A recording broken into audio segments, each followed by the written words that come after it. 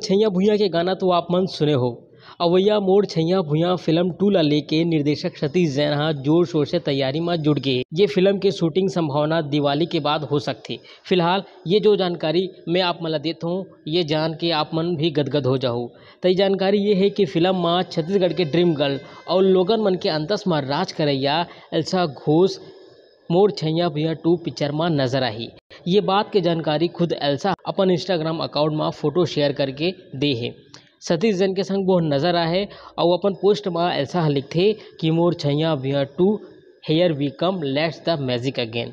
मतलब ये है कि एक बार फिर से ये फिल्म के जरिए जादूगरी दिखाना है और लोगन मन के अंतस में राज करना है। एल्सा घोष के अवैया एक और नया पिक्चर के बारे में आप मला मैं अपडेट देवत हूँ।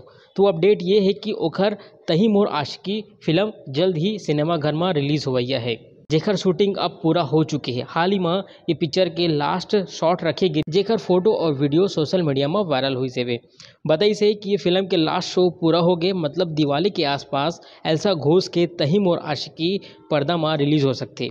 एल्सा घोष के संग लक्ष्य